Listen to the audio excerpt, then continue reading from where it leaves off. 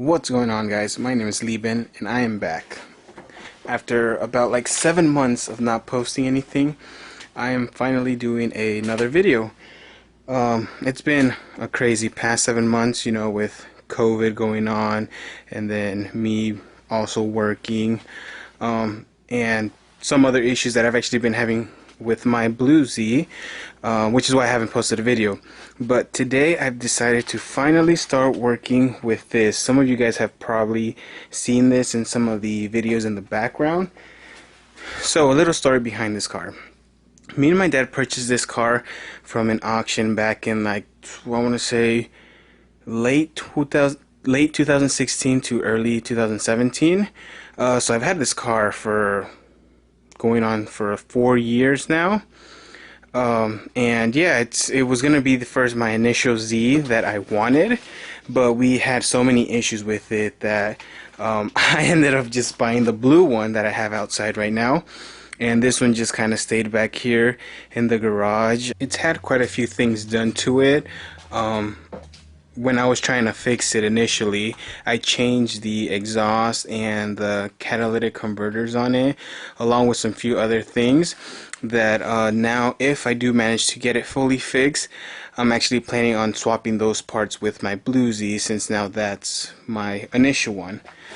Another thing about this car which kind of got me to stop really working as much on it and get the blue one instead is because, oh, you guys probably cannot tell because of how dark it is, but it's actually an automatic, and I really wanted a manual Z, which was another reason why I kind of stopped being so focused on trying to build this car. Now that I have a bit more time and that it's actually getting colder outside because it's about to be winter, I decided to move here into the garage to actually see if I can get a little more work done in this car.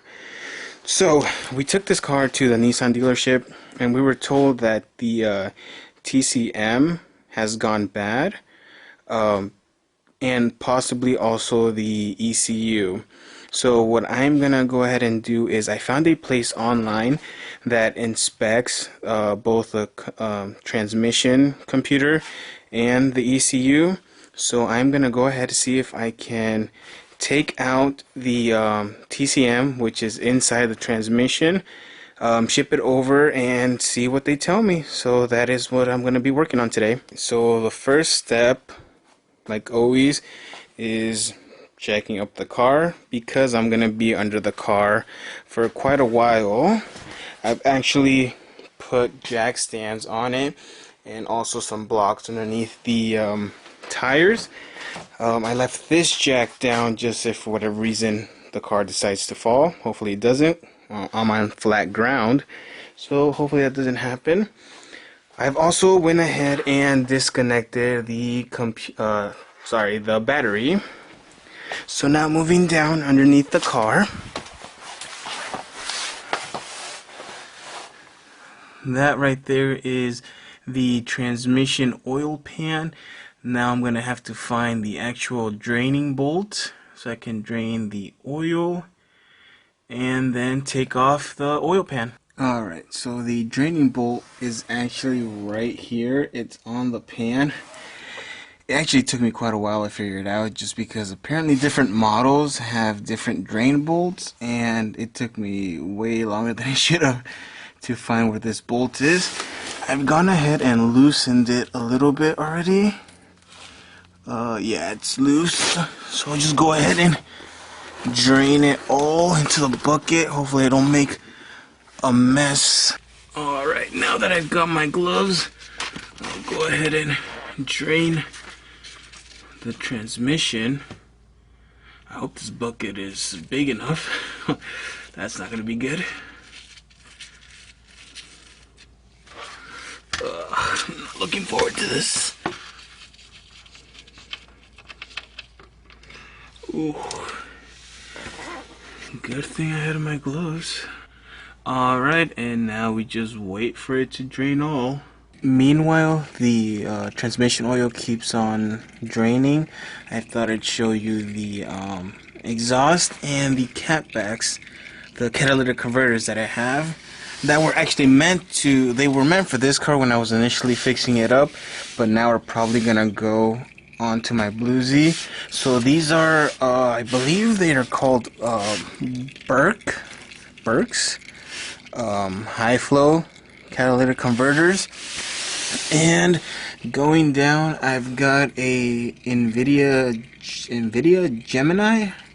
I should have probably looked up again. It's been so long since I've ordered them that I can't really remember what they're called. But I mean, I got them brand new, so I mean, they are in really great condition. And I can't believe I still really haven't even heard how they sound.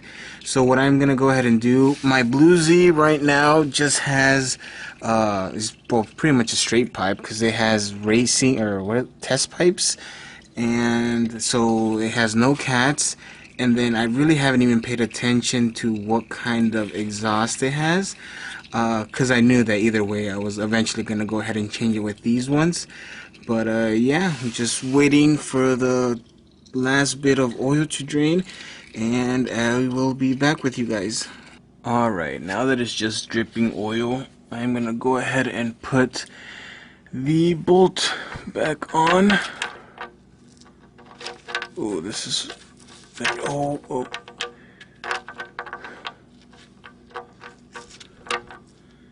The struggle is very real, guys.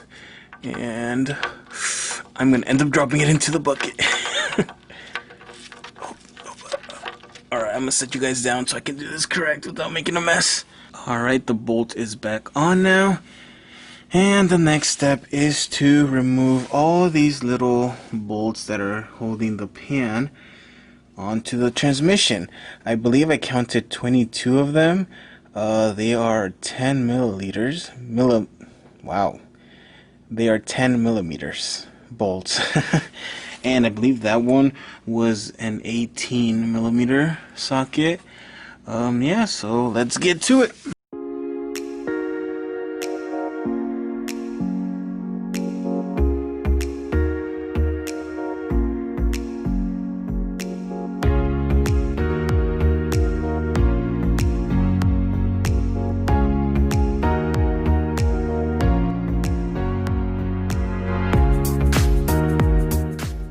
Okay, so I have taken the pan off now, and yeah, there were 22 bolts holding it on.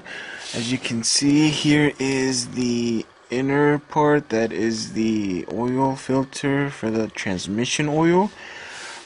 It is still dripping oil, so I'm actually gonna go ahead and clean some of that off so it's not dripping on me while I'm taking it off. And I'm also gonna have to do some research because I don't believe you have to take all of these bolts off for the whole valve body to come out. So I'm gonna go ahead and see what are all the ones I have to take off, clean this off, and yeah. Alright guys, so I went ahead and watched a video on YouTube from IPT Performance Transmissions. Those guys are professionals, so I went ahead and took a quick look, and what they go ahead and start off doing is removing this clip, which actually I have already removed. It was just connected right here. You just push this tab in and then it pops out, and then we take it off from this right here, and then this one up here. Make sure it's out of the way. And then we got this one up here too, that there's a tab on the other side. You push it in and that comes out there. Take it out of here too. And then we have this one here. Sorry if my camera angles are off. I'm trying to look through the camera and do it at the same time. It's not working that well. There's that. Alright, so that one's out of the way. And then what I went ahead and did, just like they did on the video, I just color coded the ones I'm gonna have to take off. There's 12 in total, so that's good. I have to take every single one of them off, but yeah, I'll go ahead and show you which ones are the ones that I take off. From what I heard on the video, these are all 10 millimeters too, so that makes this actually a lot easier because I don't have to be changing the socket.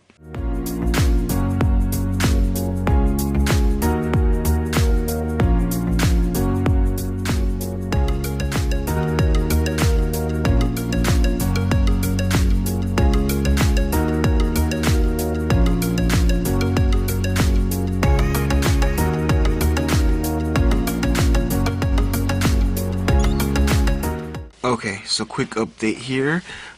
In case you guys want to know, these bolts right here, the heads of them are labeled. So like, for instance, this one right here, I believe it shows, I don't know if it's an 8 or a B, but that is a smaller bolt. These two right here, those are longer ones. They have a number 7. This one right here actually had a clip. This one right here goes back to B, so it's another short one, but it also has a clip. And then we move down to this one right here, which is also that is a B, so that's a short one. Then this one right here that's holding on to this bracket too, that's a number 7, that's a longer one. We have another B here, and then these two right here that hold on to the oil filter, those are both 7, so those are longer ones. Now I'm gonna go ahead and continue on to this side here. We have a B here, and then a 7 here, and then a 7 here, and I believe those are it. So yeah, we'll go ahead and find out here in a bit. Now that I'm taking it off and it's at an angle, it's starting to spill more oil out. Great. Yep, this is a 7. I don't know if that's in frame, so it's a longer one. And I believe there's one left.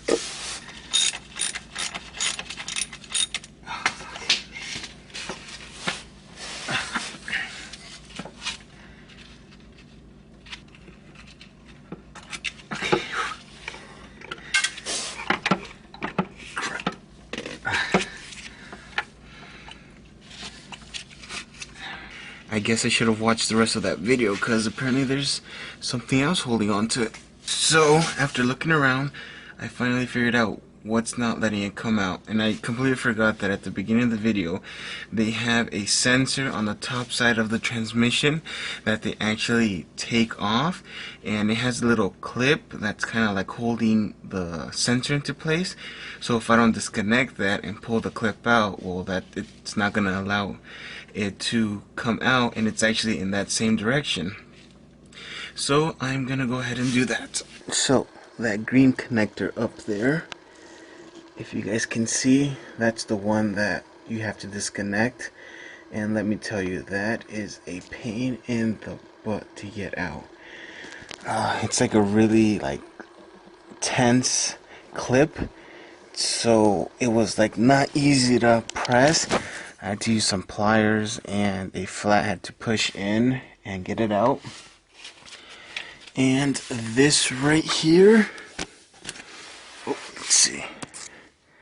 This right here, that's the clip that goes onto it, onto the actual sensor, and keeps it from falling off. So now hopefully when I take this last bolt off, it will come down.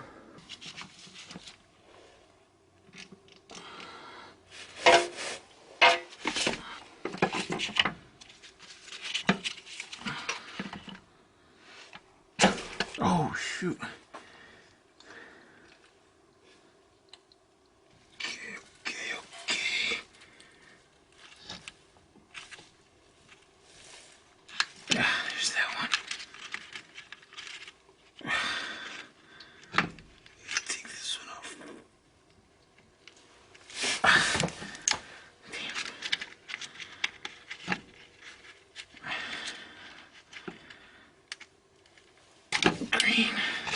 Well, that was not fun. I was not expecting there to be more connections in the inside. I thought the outside connection was the only one, and then it would drop. The sensor does go in there pressurized, so once it actually came unplugged from up there, I thought it was good to go, but then it fell down. And then there was these two connectors that go on the other side, and I'll go ahead and show you. I actually unplugged this one on accident, thinking that one also went up there. But yeah, I disconnected it from right here, and then the little small white connector is actually this one right here. But yeah, now I have it out. I mean, pretty much I'm done with what I have to do here. So now I'm gonna have to call the the company that actually services the computers. I don't know if they're gonna want the whole valve body to go with them, or if they actually want just the computer, the transmission control module, which is this right here. If that's the case, then I will go ahead and disconnect that and send it off to them. But yeah, that is pretty much the process of taking that off. It got a bit challenging towards the end, but nothing too bad. I mean, just watched one video and I was pretty much able to do it. Because I don't know how long it's gonna take, I am gonna put the pan back on. I'm just gonna put a couple of the bolts back on there, just so it doesn't get dirty. Meanwhile, we're waiting for them to service and get back to us with the transmission control module. But yeah, that's pretty much it, guys. I will go ahead and see you guys in the next one.